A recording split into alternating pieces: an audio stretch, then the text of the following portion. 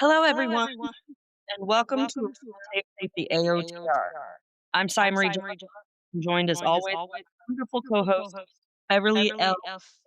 Hey there, Sai. We have a wonderful, truly special guest today. It's April 22nd, 2026. Happy Earth Day to everyone tuning in. Today, we are sitting down with an author who knows exactly how to capture the atmosphere of the world around us and the worlds we cannot see. So tonight, joining us is Beth Castrodale. Beth is the author of novels Competence and In This Ground. She has a gift for the extraordinary and the ordinary. Beth, let me just take this opportunity to welcome you to the show tonight. Thank you so much for having me. I really appreciate it. Okay, let's dive right in. Your novels often blend literary fictional elements of mystery and the supernatural. What draws you to the liminal spaces between the real world and the unexplained? Yeah, well, ever since I was a little kid, I love ghost stories. I love reading them, watching them, writing them. And, just looking back, I think it was, so I think I was kind of had in the back of my mind that existential question that a lot of us have throughout life. And that's sort of like, what kind of reality might exist after death? And how might that reality intrude upon the living? So that just has always been with me, that feeling and that interest. Speaking of that unexplained space, in the inhabitants world, you actually explore the perspective of a ghost. How did you manage to make a non-corporeal protagonist feel so deeply human and relatable to the reader? Well, thanks for saying that. I think what I try to do is as I do with a lot of the characters I'm writing, I really try to put myself in their shoes and their psychology. And with this character, I was trying to think about what did she want as a living being? And, I think as a living being, she was very loving of her son and protective of him. And she was also very protective of the house that she's charged with managing and keeping for her employer. And so, that sense of protectiveness stays with her. In the afterlife, and it affects the living very much so. So I really did try to ground the story of her in those desires and that sort of willfulness that she had in life. So, many of your stories deal with family secrets and legacies. Why do you think the past has such a powerful and almost physical grip on the characters that you create? I think for so many of us, the past really has different kinds of burdens on us, and I'm just really fascinated with that. Like, could be family secrets, it could be things that we feel guilty about that we've done, and I think that, but that doesn't mean that we're helpless or hopeless against those kind of burdens. I feel like sometimes if we can just confront them in certain ways, that we can, discover new strengths in ourselves. And I'm thinking about the main character in a book I wrote called I Mean You No Harm. And the protagonist was her father was a career criminal and she was estranged from him because of that. She was kind of ashamed of that and just didn't want to have anything to do with it. And then when he dies, he leaves her with all this messy and unfinished business and often dangerous business. And she really has to kind of rise to the occasion to deal with that. And she learns new strengths that she didn't think that she had, and she is not the same person at the end of the novel that she was at the start, for sure. So it's interesting to write. That sounds really interesting. One of the things I want to ask you about is since your path to fiction wasn't quite direct and your background was in journalism, how has your experience as a reporter influenced your approach to the research and world building required for your novels? Yeah, that's a great question. I mean, it's funny. Like I think with the internet, we're so lucky as writers and novelists because it's so we could get so much research done online now, and I think I that's fantastic. But I still feel that even in this era, I feel like there's sometimes where I just feel like there's information that I want that just really isn't fully out there. And for instance, my novel In This Ground was the main character is a gravedigger and the whole thing is set in a cemetery. And I really, surprisingly at the time, I really didn't find that much online about like what is the day-to-day life of a gravedigger like. So I thought I'm gonna put my old reporting shoes on and just do some interviewing. I got actually got to spend a day with a gravedigger, just hang out and interview him. And I got some fantastic and weird stories and great insights about the job. And I felt like, and that really benefited the novel. And, sometimes I'll do interviews over the phone or I'll just do email interviews that I find that it really does. Sometimes just really doing the good old fashioned journalism really does help at the research stage of novels too. So, since it's Earth Day, I have to ask about the environment.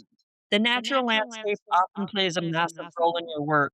How does the sense of place dictate the mood or the pacing of your writing? Yeah, so I'm thinking of my most recent novel, which it hasn't come out. It's gonna come out in 2027, but it was inspired by, a farm that is still in my family, and that it's really the novel that setting was an inspiration for the farm in this novel, and the protagonist is a 4th generation farmer who's really trying to hold on to her land, and I think of that natural landscape just really being reflected in the mood of the story, but also it's deeply connected to the character's sense of self. Like, I feel like she did not know any other place than growing up on that land, and it feels part of her, and that really, when she feels the threat of it being taken away from her, it's almost like it has a potential to take away her identity and sense of self. So I feel like, in a way, that natural landscape, the idea of it being very connected to who we are, and the fate of that being very connected to a threat that we can feel. So I would say this new novel in particular really gets at that. That's awesome. I like that kind of work. You already mentioned in this ground once, so I want to ask you another question about that. What inspired you to use the unique and somber profession as the backdrop for a story about grief and renewal?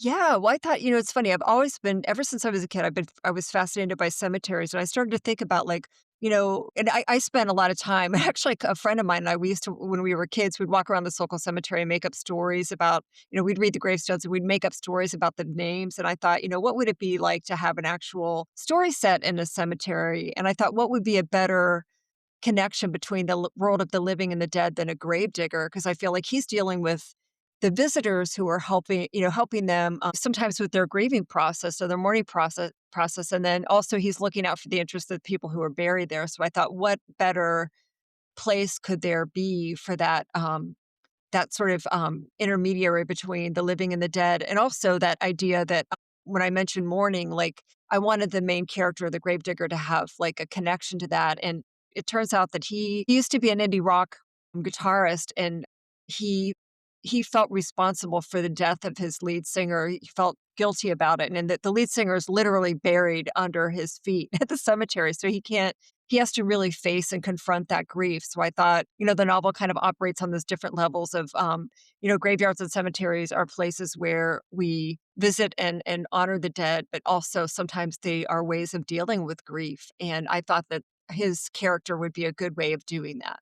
Your characters often transition at a crossroad in their lives. What is it about midlife, specific period of transition, that makes it such a compelling story? Yeah, it's interesting. Like, I think part of the reason I was interested in that is, like, even though I was working on novels in my 20s, I didn't get anything published until middle age. And I think at that time of life, you're at a crossroads yourself, right? A lot of times, and you're thinking, like, am I living the life that I thought I wanted to live at my younger years? And I thought that it was easy to want to put my characters at different crossroads. Like, it could be in terms of their personal relationships or their ambitions or their personal struggles. So I really just felt like maybe it's a time of life thing, that I was just really interested in that. And I thought, that's sort of a rich storytelling field, in terms of, dealing with these kind of crossroads in life, and which way are we going to go? What are we going to do? And how do we process those decision making stages in our lives? So I just was really, really interested in that personally. Crossroads are a big part of everybody's life, I feel like. So you've seen many sides of this industry, navigating both traditional and independent publishing. What exactly is the biggest lesson you've learned about the business side of being a writer? Yeah. So I think a really big thing is that authors these days, they have to shoulder responsibility, sometimes a lot of the responsibility for marketing and publicity. And I think that applies even if you're with one of the big five publishers, but especially if you're with an indie small press or an indie publisher. And, definitely my books having been published at small presses where there aren't as many resources, I've had to step up. And what that has meant for me is kind of thinking about, like, what do I see as my personal strengths in terms of marketing publicity, and where are my weak spots where I need help? And help means that you have to pay money, which also means, like, okay, what is my budget and what are my priorities? So I think that a lot of authors have to do that calculus too, like thinking about, like, what can I handle on my own? What do I really need to help with, and how much can I budget for that? So it's kind of an ongoing challenge. But I would say, like, I would actually say that there's some benefits to feeling just having skin in the game in terms of marketing and publicity. I feel like I feel more invested in it, when I have to play a role in it. So, and you definitely learn a lot from getting involved in that side of the business. So it's not all bad. It's good to hear that it's not all bad. I know. It can be hard sometimes, right? If you've had that experience yourself, it can be challenging, but you definitely learn for sure. Of course. So how do you balance the lyrical, descriptive nature of your prose with the need to keep a mystery moving forward?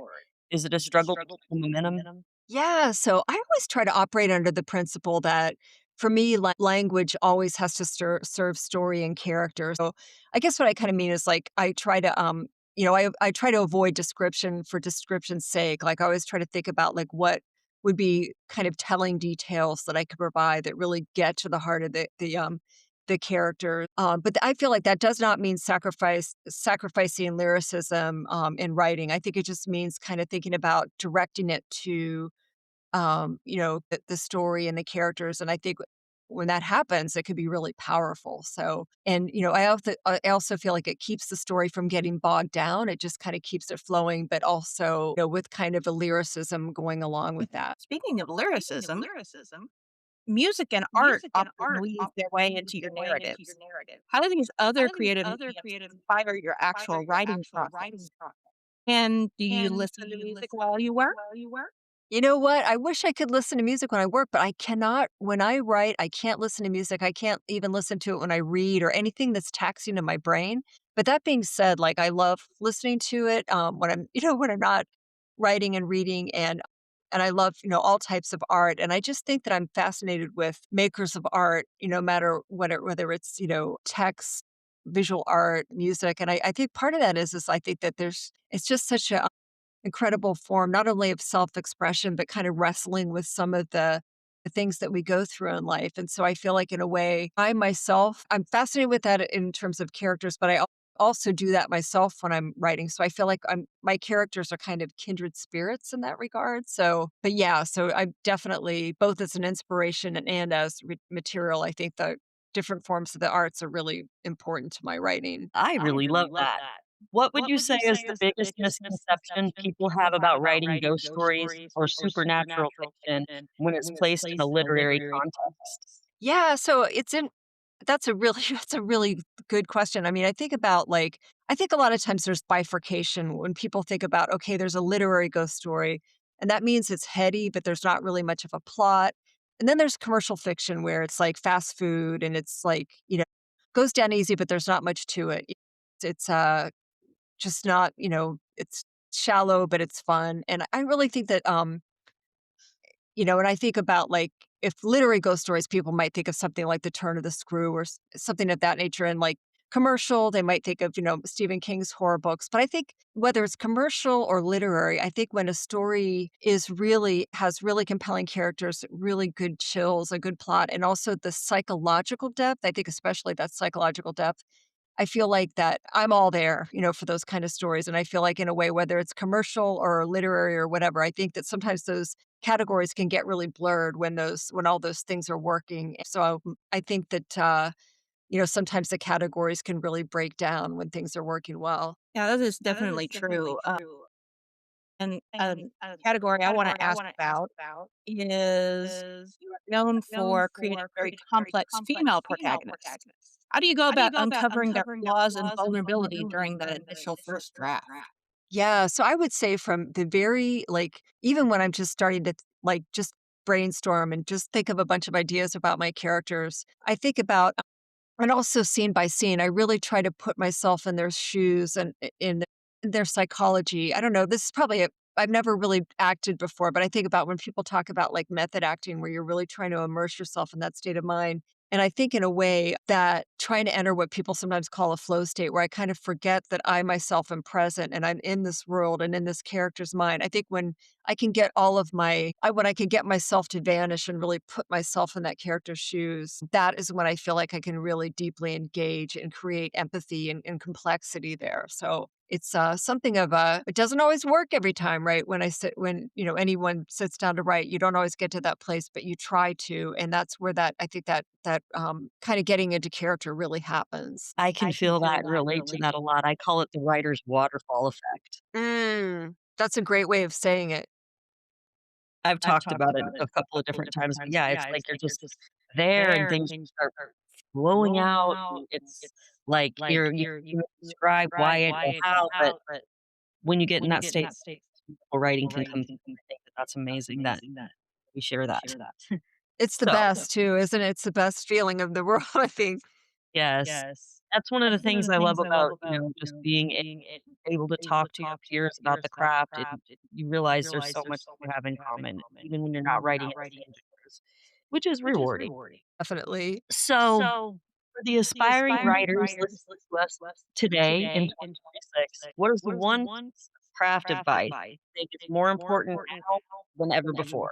Yeah, so I think a bit of advice I get, I think of it as kind of timeless. I mean, I think it's as relevant today as it was yesterday and hopefully will be tomorrow. And I think the idea is of trying to feel and create empathy for your characters. And that's even the ones that are really super flawed or even maybe really just, the classic unlikable character. I really think it's so important. And I think maybe especially in horror novels, and there's the writer Gabino Iglesias has said this quote that has really stuck in my mind, where he says, "Without empathy, horror fails." And I think what he means by that is when there's an empathy vacuum where the characters are concerned, that no one is going to really be able to care about what they do, and I think in a horror novel, especially if they get into really dark straits, I mean, no one's going to really care unless there's a certain level of empathy there. So I think that trying to build that, even if the character is, someone that might be considered despicable, that there's some level of humanity in them that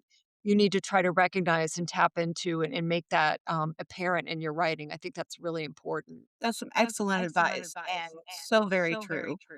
And as we look back at your body of work, the question I have for you now is there a specific theme or haunting question you find yourself returning to over and over again? Yeah, I think this maybe touches on a little bit when we were talking earlier about maybe the grave digger novel, but I think that I noticed that like grief is the theme that I return to, and I think again that might be a function of where my stage in life, where at this point in my life I've had the experience of having of loss, people that I care about and love that I've lost and that sort of thing. But I feel like that's something I return to, and I think that grief has so many dimensions. I mean, it can be death, but it can also be relationships or a stage in our life or a place in our life that we can't return to. And I think that those, if you're a human being, you're going to have to confront those feelings of grief and loss. And I feel like that's something that, that I just keep wrestling with in my work. And who knows, I'll probably, I think that'll probably continue to be part of my work going forward. I think that you have definitely given us a lot to think about tonight, and I really appreciate these perspectives. So, finally, Beth, if readers could take away just one emotion or one realization from finishing one of your books, what would you want that to be? I would say that, I've written about a lot of characters that are facing some really serious issues and challenges. And I'd like to think that like even when we're dealing with some really difficult things, that I feel like I think there's always at least some degree of agency that we have. And I feel like when there's agency, there's hope. So I feel like that's kind of one of the things that I think about personally. And I would hope that people would maybe get a sense of that from reading my work. Thing to think about. If you can leave people with thinking about hope, that's pretty impressive. It has been an absolute joy having you at the table today. And I want to thank you for sharing all your wonderful insights and taking the time with us. Oh, thank you. It's really been a pleasure. Thank you for all these very excellent questions. I appreciate it. To our listeners, you can find Beth's books at your favorite local bookstore or online. And of course, I will have a link to that in the show notes below. For all of us here at Around the Table, the AOTR, that is Authors of Resistance. By the way, follow us on Facebook. We have a group, and it is growing every day with some amazing creators that are all involved and very much care about protecting the First Amendment, getting these crazy book bans, and continuing to do what we're meant to do as authors of resistance. So, happy Earth Day. I'm Sai Marie Johnson. And I'm Beverly L. Anderson. Wish everybody a happy Earth Day. Always keep reading.